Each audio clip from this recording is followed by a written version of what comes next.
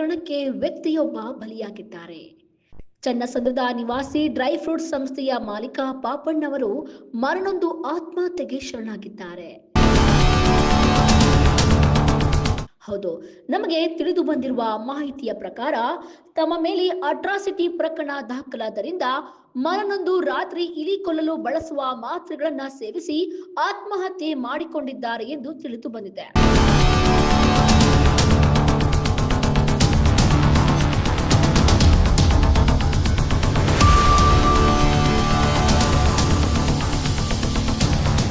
ಸುಳ್ಳು ಅಟ್ರಾಸಿಟಿ ಪ್ರಕರಣ ಹೇಗೆ ಒಬ್ಬ ಮನುಷ್ಯನ ಜೀವವನ್ನು ಅಂತ್ಯ ಮಾಡುತ್ತದೆ ಎಂಬುದಕ್ಕೆ ಇಂದು ನಡೆದಿರುವ ಈ ಘಟನೆಯೇ ಸಾಕ್ಷಿ.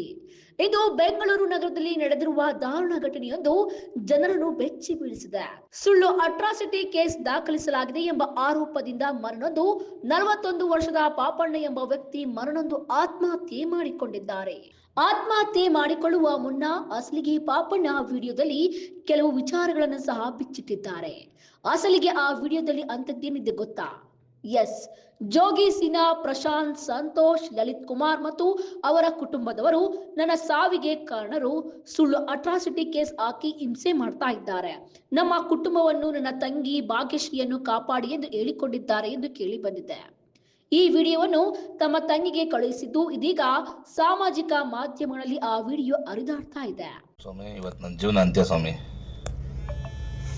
ನನ್ನ ಸಾವಿಗೆ ಕಾರಣ ಜೋಗಿ ಸಿನ್ಹಾ ಅವರು. ಜೋಗಿ ಸಿನ್ಹಾ, ಪ್ರಶಾಂತ್, ಸಂತೋಷು, ಅವ್ರ ಮಗಳು ರಾಧಾ, ಇನ್ನೂ ಲಲಿತ್ ಕುಮಾರ್, ಇವರೇ ಸ್ವಾಮಿ ನನ್ನ ಸಾವಿಗೆ ಕಾರಣ. ಇವ್ರು ಫುಲ್ ಕುಟುಂಬ ಸ್ವಾಮಿ. ಇವ್ರು ಫುಲ್ ಕುಟುಂಬ ಕೊಡ್ತಾರೆ, ಹಿಂಸೆ ಅಂತ ಹೇಳಕ್ಕಾಗ್ತಾರೆ ಸ್ವಾಮಿ. ಸುಮ್ಮನೆ ಅಟ್ರಾಸಿಟಿ ಕೇಸ್ ಮಾಡಿ ನನ್ನ ಮೇಲೆ, ಸುಮ್ಮನೆ ಅಟ್ರಾಸಿಟಿ ಮಾಡಿ ನಮ್ಮ ಕುಟುಂಬದ ಮೇಲೆ ಸುಮ್ಮನೆ ಮಾಡಿ ಲಕ್ಷಾಂತರ ರೂಪಾಯಿ ದುಡ್ಡು ಕಿತ್ತಿದ್ದಾರೆ ಸ್ವಾಮಿ. 2001 ಮಾಡಿದ್ರು ಸ್ವಾಮಿ. ಆಗ ಸುಮಾರು 7 ಲಕ್ಷ ಮೇಲೆ ಕೊಟ್ಟಿದ್ದೀನಿ ಸ್ವಾಮಿ. ಈಗ ಮತ್ತೆ ಮಾಡಿದ್ದಾರೆ ಸ್ವಾಮಿ. ಇವ್ರ ಜೊತೆಗೆ ಕೆಲವರು ಏನು ತಲೆಗೆಟ್ಟಿರೋ ಹೆಂಗಸನ್ನು ಸೇರಿಸ್ಕೊಂಡು ಸುಮ್ಮನೆ ಅಟ್ರಾಸಿಟಿ ಕೇಸ್ಗಳು ಮಾಡಿ ನಮಗೆ ಹಿಂಸೆ ಕೊಟ್ಟು ಮತ್ತೆ 10 ಲಕ್ಷ ರಿಬೇಟ್ ಮಾಡಿ ನಾವು ಕೊಡೋಕ್ಕಾಗಲ್ಲ ಅಂತ ತಕ್ಷಣ ಮತ್ತೆಲ್ಲ ಇದು ಮಾಡ್ತಾರೆ ಸ್ವಾಮಿ. ಇವ್ರ ಕಾಡ ನನ್ನ ಕೈಲಿ ತಳಕಾಗ್ತಾಯಿಲ್ಲ ಸ್ವಾಮಿ. ನನ್ನ ಜೀವನ ಇಲ್ಲ ಸ್ವಾಮಿ. ನಾನೊಬ್ಬ ಬಡ ವ್ಯಾಪಾರಿ ಸ್ವಾಮಿ. ಬಡ ವ್ಯಾಪಾರಿ. ನಾನು ಎಲ್ಲಿಂದ ತಂದು ಕೊಡಲಿ ಲಕ್ಷಾಂತರ ರೂಪಾಯಿ ದುಡ್ಡು? ಇನ್ನು ಘಟನೆಯ ಹಿನ್ನೆಲೆ ನೋಡೋದಾದ್ರೆ 2021ರಲ್ಲಿ ಇದೇ ಕುಟುಂಬ ಪಾಪಣ್ಣ ವಿರುದ್ಧ ಅಟ್ರಾಸಿಟಿ ಕೇಸ್ ಹಾಕಿ 10 ಲಕ್ಷ ರೂಪಾಯಿ ಡಿಮ್ಯಾಂಡ್ ಮಾಡಿದ್ದಾರೆಂಬ ಆರೋಪ ಕೇಳಿ ಬರುತ್ತಿದೆ. ಜೈ ಭೀಮ್ ಬಂಧುಗಳೇ, ಇವತ್ತು ಏನು ನಾವು MEG ಕಾಲೇಜು ಚನ್ನಚಂದ್ರ ಹತ್ರ ಇದ್ದೀರಿ ಅಂದರೆ, ಇವತ್ತು ಪಾಪಣ್ಣ ಅಲಿಯಾಸ್ ಆಪೆಲ್ ಅನ್ನೋರು ರಾತ್ರಿ ಆತ್ಮಹತ್ಯೆ ಮಾಡ್ಕೊಂಡಿದ್ದಾರೆ. ಕಾರಣ ಇಷ್ಟೇ. ಏನು ಕಾರಣ ಅಂದರೆ, ಇಲ್ಲಿ ಪೊಲೀಸು ಸುವ್ಯವಸ್ಥೆಗಳು ಸರಿಯಿಲ್ಲ ಅಂತ ಜನ ಅಭಿಪ್ರಾಯ. ಏನಂದರೆ, ಒಂದು ಗಲಾಟೆ ಆದರೆ ಇಲ್ಲ ಒಂದು ಕೇಸ್ ಆದರೆ ಜನಗಳಿಗೆ ಬಂದು ಶಾಂತಿ ಸಭೆ ಮಾಡಿ ಇವತ್ತು ಏನು ಈ ಸಾವು ಕಾರಣ ಆಗಿದೆ ಅದ್ರ ಮೇಲೆ ಇಮಿಡಿಯೇಟ್ಲಿ ಆಕ್ಷನ್ ತೊಗೊಂಡಿದ್ರೆ ಇವತ್ತು ಪಾಪಣ್ಣ ಅಲಿಯಾಸ್ ಆಪೆಲ್ ಅವರು ಸಾಯ್ತಾ ಇದ್ದಿಲ್ಲ ಅಂತ ನಮ್ಮ ಅಭಿಪ್ರಾಯ. ನಾವು ಸುಮ್ಮನೆ ಅಟ್ರಾಸಿಟಿಗಳು ಮಾಡೋದು, ಹೋರಾಟಗಳ ಮೇಲೆ ರೌಡಿ ಶೀಟ್ರುಗಳು ಮಾಡೋದು, ಇಲ್ಲಿ ಏನು ಪೊಲೀಸವರು ಇದ್ದಾರೆ ಅವ್ರನ್ನ ನಾವು ತಪ್ಪು ಅಂತ ಹೇಳ್ತಲ್ಲ. ಆದರೆ ಏನೇ ಒಂದು ಅಹಿತಕರ ಘಟನೆ ನಡೆದಾಗ ಸ್ಥಳಕ್ಕೆ ಖುದ್ದಾಗಿ ಬಂದು ಪರಿಶೀಲನೆ ಮಾಡಿ ನ್ಯಾಯ ಕೊಡಿಸಿದ್ರೆ ಇವತ್ತು ಈ ಸಾವು ಆಗ್ತಾ ಇದ್ದಿಲ್ಲ. ಯಾಕಂದರೆ ಪಾಪಣ್ಣ ಅಲಿಯಾಸ್ ಆಪೆಲ್ ಏನಿದ್ದಾರೋ ಅವರು ತುಂಬ ಒಳ್ಳೆಯವರು. ಅವರು ಏನು ಅಟ್ರಾಸಿಟಿ ಆಯಿತು ಅಂತೇಳ್ಬಿಟ್ಟು ಮಾನ ಮರ್ಯಾದೆ ಹೋಯ್ತು ಅಂತೇಳ್ಬಿಟ್ಟು ಇವತ್ತು ಸಾವನ್ನಪ್ಪಿದ್ದಾರೆ. ಇನ್ನು ಮುಂದೆ ಯಾವುದೇ ಕಾರಣಕ್ಕೂ AKG ಕಾಲೋನಿ ಆಗಲಿ ಇಲ್ಲ ಚನ್ನಸಂದ್ರ ಆಗಲಿ ಸುತ್ತಮುತ್ತ ಮಹದೇವಪುರ ವಿಧಾನಸಭಾ ಕ್ಷೇತ್ರದಲ್ಲೇ ಆಗಲಿ ಈ ಥರ ಅಹಿತಕರ ಘಟನೆಗಳು ನಡಿಬಾರ್ದು.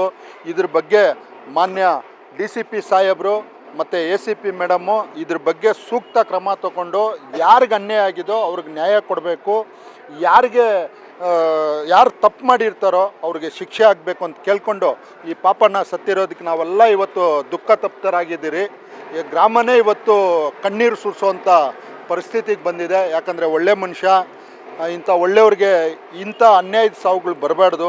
ಅದಕ್ಕೆ ಕಾರಣ ನಾವು ಪೊಲೀಸ್ ಅಂತಲೂ ಹೇಳಲ್ಲ, ಇಲ್ಲ ಇನ್ನೊಬ್ಬರು ಊರವರು ಅಂತಲೂ ಹೇಳಲ್ಲ. ಕಾರಣ ಇಷ್ಟೇ, ಅನ್ಯಾಯ ಆದಾಗ ಪೊಲೀಸವ್ರು ಬಂದು ನ್ಯಾಯ ನೀತಿ ನೋಡಿ ಅವ್ರಿಗೆ ಕ್ರಮ ಜರುಗಿಸ್ಬೇಕು ಅಂತ ಹೇಳ್ಬಿಟ್ಟು ನಿಮ್ಮ PTV ನ್ಯೂಸ್ ಕನ್ನಡ ಮುಖಾಂತರ ನಾನಿವತ್ತು ಕೇಳ್ಕೊತಾ ಇದ್ದೀನಿ ಅವರಿಗೆ. ಇದೀಗ ಮತ್ತೆ ಸುಳ್ಳು ಕೇಸ್ ಹಾಕಿ ಹಣಕ್ಕಾಗಿ ನನ್ನ ಮೇಲೆ ಒತ್ತಡ ತಂದಿದ್ದಾರೆ ಎಂಬ ಆರೋಪ ವಿಡಿಯೋದಲ್ಲಿ ಕಂಡು ಬಂದಿದೆ. ಇದರಿಂದ ಮನನೊಂದು ಪಾಪಣ್ಣ ಆತ್ಮಹತ್ಯೆಗೆ ಶರಣಾಗಿದ್ದಾರೆ. ಕಾಡುಗೋಡಿ ಪೊಲೀಸರು ತಕ್ಷಣವೇ ಕ್ರಮ ಕೈಗೊಂಡು ಜೋಗಿ ಸೀನಾ, ಪ್ರಶಾಂತ್, ಸಂತೋಷ್ ಸೇರಿದಂತೆ 4 ವಶಕ್ಕೆ ಪಡೆದಿದ್ದಾರೆ ಎಂದು ಕೇಳಿಬಂದಿದೆ. ಮೃತ ಪಾಪಣ್ಣವರ ತಂಗಿ ಭಾಗ್ಯಶ್ರೀ ನೀಡಿದ ದೂರಿನ ಮೇರೆಗೆ ಕಾಡುಗೋಡಿ ಪೊಲೀಸ್ ಠಾಣೆಯಲ್ಲಿ ಪ್ರಕರಣ ದಾಖಲಾಗಿದೆ. ಈ ಕುರಿತು ಪೊಲೀಸರು ಮುಂದಿನ ತನಿಖೆ ನಡೆಸುತ್ತಿದ್ದು, ಈ ಪ್ರಕರಣಕ್ಕೆ ಸಂಬಂಧಿಸಿದಂತೆ ಹೆಚ್ಚಿನ ವಿಚಾರಣೆ ಮಾಡುತ್ತಿದ್ದಾರೆ. ಈ ಘಟನೆ ಅಟ್ರಾಸಿಟಿ ಕಾಯ್ದೆಯ ದುರ್ಬಳಕೆ ಸಮಾಜದಲ್ಲಿ ಹೇಗೆ ಜೀವಗಳನ್ನು ಹಾಳು ಮಾಡುತ್ತಿದೆ ಎಂಬುದಕ್ಕೆ ಉದಾಹರಣೆ. ಕಾನೂನು ನಿಜವಾಗಿ ಅನ್ಯಾಯಕ್ಕೊಳಗಾದವರನ್ನು ರಕ್ಷಿಸಲು ನ್ಯಾಯ ನೀಡಲು ಇದೆ. ಆದರೆ ಹಣಕ್ಕಾಗಿ ದುರ್ಬಳಕೆ ಮಾಡಿದರೆ ಅದು ನಿರಪರಾಧಿಗಳ ಜೀವನವನ್ನು ಕೊನೆಗೊಳಿಸುತ್ತದೆ. ಇನ್ನು ಈ ಘಟನೆ ಕುರಿತು ಆಕ್ರೋಶ ವ್ಯಕ್ತಪಡಿಸಿರುವ ಕೆಲ ಹೋರಾಟಗಾರರು ಕಾನೂನು ಸುವ್ಯವಸ್ಥೆ ಕಾಪಾಡುವಲ್ಲಿ ವಿಫಲರಾಗಿದ್ದಾರೆ ಎಂದು ಆರೋಪಿಸಿ ಎಸಿಪಿ ರೀನಾ ಸುವರ್ಣ ಅವರ ಅಮಾನತಿಗೆ ಆಗ್ರಹಿಸಿದ್ದಾರೆ. ಘಟನೆ ಸಂಬಂಧ ಪೊಲೀಸರು ತನಿಖೆ ಮುಂದುವರಿಸಿದ್ದಾರೆ. ನಾನು ಜೈ ಭೀಮ್ ಕರ್ನಾಟಕದ ರಾಜ್ಯ ಯುವ ಘಟಕ ಅಧ್ಯಕ್ಷನಾಗಿದ್ದೀನಿ. ಇವತ್ತೇನು ನಮ್ಮ ಕಾಡುಗೋಡಿ ಸರೌಂಡಿಂಗಲ್ಲಿ MUG ಕಾಲೇಜ್ ಅಂತಿದೆಯೋ, ಪಾಪಣ್ಣ ಅಲಿಯಾಸು ಆಪಲ್ ಅಂತ ಅವರು ನಾವು ಚಿಕ್ಕ ವಯಸ್ಸಿನ ನೋಡಿದ್ದೀನಿ. ತುಂಬ ಕಷ್ಟದ ಜೀವಿ, ಕಷ್ಟ ಬಿದ್ದುಕೊಂಡು ಇವತ್ತಿನ ಒಂದು ಸ್ಥಾನಕ್ಕೆ ಬರೋ ಪರಿಸ್ಥಿತಿಯಲ್ಲಿ ಅವ್ರ ಮೇಲೆ ಈಗ ಸರ್ಕಾರ ಹೇಳ್ತಾ ಇದೆ ಅಟ್ರಾಸಿಟಿ ಕೇಸ್ ಯಾವುದು ಆಗಲೂಬಾರ್ದು, ಇಲ್ಲಿನ ಸ್ಥಳೀಯರನ್ನು ಕುಳಿಸ್ಕೊಂಡು ಮಾತುಕತೆ ಮಾತಾಡಿ ಪರಿಹಾರ ಮಾಡಿರಿ ಅಂತ. ಈಗ ಅಟ್ರಾಸಿಟಿ ಅಂದ್ಬಿಟ್ಟು ಕೆಲವೊಂದು ಇಲಾಖೆ ಅಧಿಕಾರಿಗಳು ಅದರಲ್ಲಿ ಕೈ ಜೋಡಿಸಿ ಇಂಥ ಸಾವಾಗಿದೆ. ಈ ಸಾವು ಇನ್ನೊಂದ್ಸಲಿ ಆಗಬಾರ್ದು. ಅವ್ರ ಕುಟುಂಬಕ್ಕೆ ಏನಾದರೂ ಸರ್ಕಾರದಿಂದ ಆಗಲಿ ಇಲ್ಲ ನಮ್ಮ ಇಲಾಖೆಯಿಂದನೆಲ್ಲ ಅವ್ರಿಗೇನೋ ಪರಿಹಾರ ಕೊಟ್ಟು ಅವ್ರ ಫ್ಯಾಮಿಲಿಗೆಲ್ಲ ಸ್ವಲ್ಪ ಶಾಂತಿ ಥರ ಮಾಡಬೇಕಂತೇಳಿ ತಮ್ಮ BTV ನ್ಯೂಸಲ್ಲಿ ಹೇಳ್ಕೊತಾ ಇರ್ತೀನಿ. ಭಾರತೀಯ ಸೇವಾ ಸಮಿತಿ ರಾಷ್ಟ್ರೀಯ ಅಧ್ಯಕ್ಷರು. ಇವತ್ತು ನನ್ನ ಬಾಲ್ಯ ಸ್ನೇಹಿತ ಅಂತಲೇ ಹೇಳ್ಬೋದು ಪಾಪಣ್ಣವರು. ಸುಮಾರು ಒಂದು 25 ವರ್ಷಗಳಿಂದ ನಾವು ಉಡಿವಿಚಿ ಪಾಪಣ್ಣ, ಇಲ್ಲಿ ಸ್ಥಳೀಯ ಕುಮಾರ್ ಅಂತ ಹಲವಾರು ಸ್ನೇಹಿತರು ಇಲ್ಲಿದ್ದಾರೆ. ನಮ್ಮ ಸ್ನೇಹಿತರನ್ನು ಕಳ್ಕೊಂಡು ತುಂಬ ದುಃಖಕರವಾಗಿದೆ. ಕಾರಣ ಏನಂದರೆ ಅವ್ರದ್ದು ಏನು ಪಾತ್ರನೇ ಇಲ್ಲ. ಈ ಒಂದು ಕಂಪ್ಲೇಂಟಲ್ಲಿ ಇನ್ನೊಂದಾಗಿರ್ಬೋದು, ಪಾತ್ರ ಇರಲಿಲ್ಲ. ಆದ್ರೂ ನಾವು ಹೇಳಿದ್ವಿ ಕಂಪ್ಲೇಂಟ್ ಆಗಿದ ತಕ್ಷಣ ನೀನೇನು ಭಯ ಪಡೋವಂಥದ್ದಿಲ್ಲ, ಸಾಕ್ಷ್ಯಾಧಾರಗಳು ಎಲ್ಲ ಮೂಲ ದಾಖಲೆ ಎಲ್ಲ ಬೇಕಾಗುತ್ತೆ. ಏನೋ ಎವಿಡೆನ್ಸ್ ಆಗಲಿ, ಪ್ರತಿಯೊಂದು ವಿಚಾರಣೆ ಆಗಲಿ ಅದ್ರ ಮೂಲಕ ನಾವೆಲ್ಲ ಸರಿಪಡಿಸೋದಾಗುತ್ತೆ, ನೀನು ವೆರಿ ಮಾಡ್ಕೋಬೇಡ. ಅವರು ಒತ್ತಾಯಪೂರ್ವಕವಾಗಿ FIR ಮಾಡಿಸಿರ್ಬೋದು, ಆದರೆ ಅದಕ್ಕೆ ನ್ಯಾಯ ಸಿಗುತ್ತೆ, ಧೈರ್ಯವಾಗಿರು ಅಂತಲೂ ಹೇಳಿದ್ವಿ. ಎರಡೂ ಕಡೆಯೂ ಕಾನ್ಫ್ರನ್ನೂ ಮಾಡಿಸಿದ್ವಿ. ಈಗ ಏಕಾಏಕಿ ಪಾಪ ಅದು ಅವ್ರಿಗೆ ಏನು ಮನ್ಸಿಗೆ ಬಂತೋ ಗೊತ್ತಿಲ್ಲ, ನಿನ್ನೆ ದುರ್ಘಟನೆ ಆಗಿದೆ, ಸೂಸೈಡ್ ಮಾಡ್ಕೊಂಡಿದ್ದಾರೆ. ಮೇಡಮ್, ಇದು ಈಗಲೇ ಅಲ್ಲ, ಈ ಒಂದು ಗ್ರಾಮದಲ್ಲಿ ನಿರಂತರವಾಗಿ 3-4 ಜನ ಸತ್ತೋಗಿದ್ದಾರೆ ಅಟ್ರಾಸಿಟಿ ವಿಚಾರದಲ್ಲೇ. ಹಾಗಾಗಿ ಅದರಲ್ಲಿ ಇವ್ರು 4ನೇವರು ಅನ್ಕೊತೀನಿ. ಹಾಗಾಗಿ ಸುಮಾರು ಜನಗಳನ್ನು ಬಲಿ ತಗೊಂಡಿದ್ದಾರೆ. ಈ ಅಟ್ರಾಸಿಟಿ ಅನ್ನೋದು ಕಾಯ್ದೆ ನಿಜವಾಗ್ಲೂ ದಲಿತರಿಗೆ ಅನ್ಯಾಯ ಆದಾಗ ಅದನ್ನು ಸಾಕ್ಷ್ಯಾಧಾರಗಳ ಮೂಲಕ ಅದು ನ್ಯಾಯ ಕೊಡಬೇಕಾಗಿದೆ. ಇದನ್ನು ದುರ್ಬಳಕೆ ಆಗ್ತಾಯಿದೆ. ಆ ಒಂದು ಯಾರೋ ಒಂದು ನರಸಪ್ಪ ಅನ್ನೋನು ಬಂದ್ಬಿಟ್ಟು ಈ ಭಾಗದಲ್ಲಿ ತುಂಬ ಅಟ್ರಾಸಿಟಿ ಕೇಸುಗಳು ಮಾಡಿಸಿ ಜನರನ್ನು ದಿಕ್ಕು ತಪ್ಪಿಸೋದು, ಒಬ್ರಿಗೊಬ್ರು ತಂದಿಕೋ ಕೆಲಸ ಮಾಡೋದು ಎಲ್ಲ ಮಾಡ್ತಾಯಿದ್ದಾರೆ. ಏನಾದರೂ ಇವಾಗ ಅಟ್ರಾಸಿಟಿ ಮಾಡಿಲ್ಲ ಅಂದರೆ ಅಧಿಕಾರಿಗಳ ಮೇಲೇ ಒತ್ತಡ ತರೋದು, ಬೆದರಿಕೆ ಹಾಕೋದು, ನಾವು ಬಿಲ್ಡಿಂಗ್ ಮೇಲಿಂದ ಬಿದ್ದು ಸತ್ತೋಗ್ತೀವಿ, ವಿಷ ಕುಡಿತೀವಿ, ನಮಗೆ ನ್ಯಾಯ ಕೊಡ್ತಾ ಇಲ್ಲ ಅಂತ ಬೆದರಿಕೆ ಹಾಕಿ ಕಂಪ್ಲೇಂಟ್ ಕೊಡೋದು ನಡೀತಾ ಇದೆ. ಅದನ್ನು ಖಂಡಿಸ್ತೀವಿ. ಜೊತೆಗೆ ಇವತ್ತು ಏನು ನಮ್ಮ ಪಾಪಣ್ಣವರು ಆಪಲ್ ಅಂತಲೇ ಕರೀತಾರೋ ತುಂಬ ಪ್ರೀತಿಯಿಂದ ಅಂಥ ವ್ಯಕ್ತಿನ ಕಳ್ಕೊಂಡಿರೋದು ಇಡೀ ಮಾದೇಪುರ ಕ್ಷೇತ್ರ ಅಲ್ಲ, ನಿಜವಾಗ್ಲೂ ಈ ಪೂರ್ವ ತಾಲೂಕಿಗೆ ನೋವಿನ ಸಂಗತಿ. ಸುಮಾರು 1000 ಜನಕ್ಕೆ ಅನ್ನದಾತ ಅವರು. ವರ್ಷ ಬಂದರೆ ಪಾದಯಾತ್ರೆ ಮಾಡೋರಿಗೆ 15ರಿಂದ 20 ಟನ್ನು ಹಣ್ಣು ಹಂಪಲವನ್ನು ವಿತರಣೆ ಮಾಡ್ತಾನೆ ಅಂಥ ವ್ಯಕ್ತಿ. ಈಗ ನಾವು ಏನು ಈ ಘಟನೆ ನಡೀತು, ಶೀಘ್ರವಾಗಿ ನಾವು ನೇರವಾಗಿ ಹೋಗಿ ಕಂಪ್ಲೇಂಟ್ ಮಾಡಿ ಸ್ಟೇಷನ್ನಿಂದ DCP ಸಾಹೇಬ್ರವರೆಲ್ಲ ಬಂದು ಸ್ಪಂದಿಸಿ ಕೂಡಲೇ ಅದನ್ನು FIR ಮಾಡಿ ಅವ್ರು ಯಾರ್ಯಾರು ಅದಕ್ಕೆ ಕಾರಣಕರ್ತರಾಗಿದ್ದರೋ ಈಗಾಗಲೇ ಅವ್ರನ್ನೆಲ್ಲ ಅರೆಸ್ಟ್ ಮಾಡಿದ್ದಾರೆ.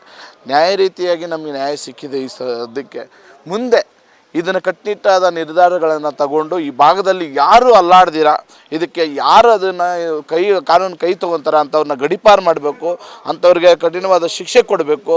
ಆದಷ್ಟು ರೌಡಿ ಶೀಟರ್ಗಳು ಓಪನ್ ಮಾಡಬೇಕು.